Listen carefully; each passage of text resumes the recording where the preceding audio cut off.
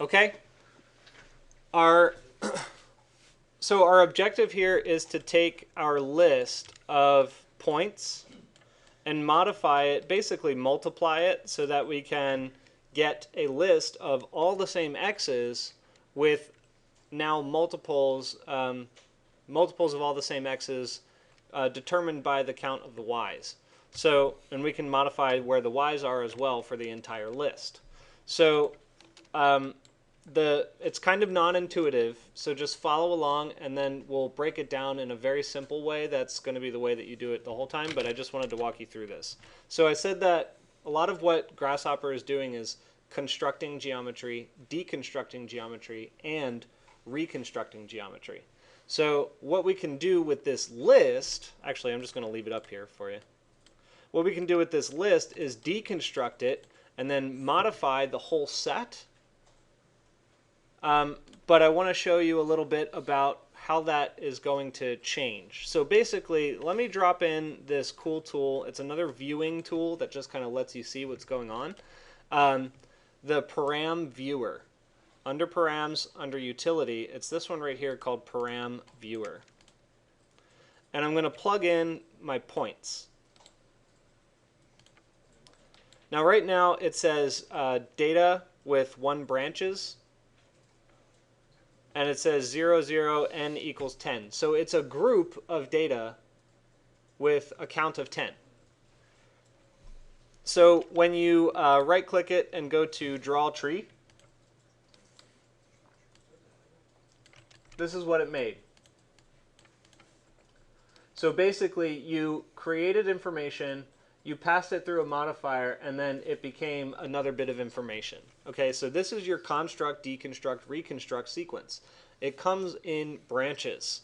So sometimes when you deconstruct something, you only grab one of the branches and you process that into something else. It's possible.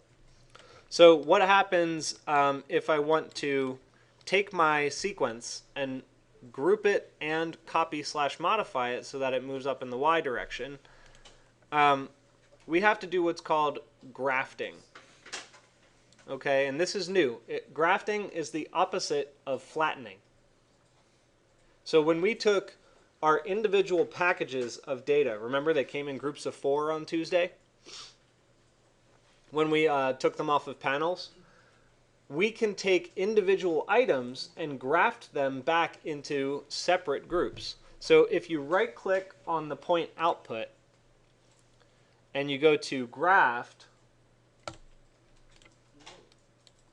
now that information, what you can see here, becomes 10 individual sets of data with an index count of 0 or 1. I mean, it's a count of 1, but it's an index of 0. Okay, and it looks like this.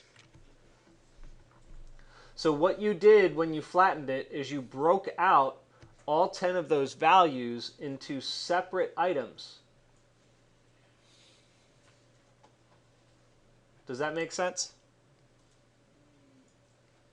Well, it'll make a little more sense in a second. So what we have is individual points. Now our individual points, we can deconstruct the values of the point. Right? So now we're doing like this whole,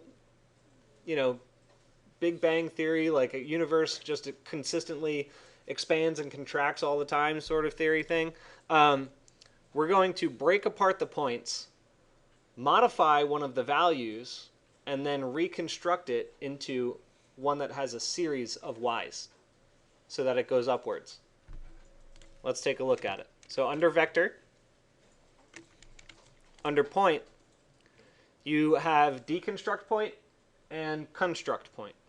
So deconstruct point allows us to take, and I'm going to use another panel. Now we can read all of our y's. See these y's here? They're all zeros. We can read those, modify them, and then feed them back in. The x's coincidentally match the x column, and the z's are all going to read zeros too because they match the z column. So here's the key. What I want us to sort of take from this is if we pair up a deconstruction with a reconstruction, so then we get a construct point, right? Basically, I could plug in the x, the y, and the z directly and get no change. But if I want to change the y input with maybe a bunch of y's, then I would copy series or just plug in the same series. If the series count is going to be the same either time, you could just plug in the same one. In fact, let's do that first. So I plug in a series of y's. Now notice how I've got them going up on the green axis. So did you just copy that? I didn't copy series. Oh. I brought in another point. Oh.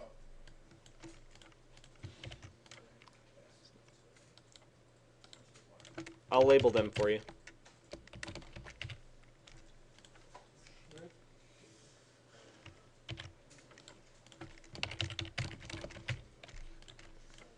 Okay, so all I did was bring in another point and I applied the same series. So right now it's no different than this point. But if I use my point deconstruct and I borrow the same x values, then I get, or the same z values, then I get basically a full grid of points. I didn't get that. Oh, and the z, right? Well, you don't need the z. Oh, well, I think Mike just went across again. The z's are all zeros. You technically don't need them. I just put it in there for good measure. Okay, so I'm going to walk you through it again real quick, what we did. We created a series of numbers. That's all this is a series of numbers. Okay?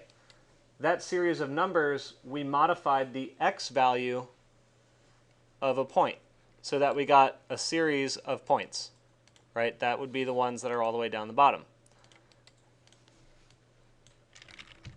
Then we deconstructed the x, y, and z of all of the points once it's grafted into a branch.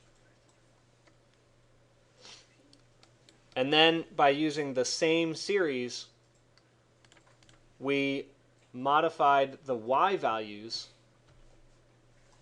and then reconnected borrowing the x and the z from the original point list. It's a little bit confusing. I know Harrison's like freaking out back there.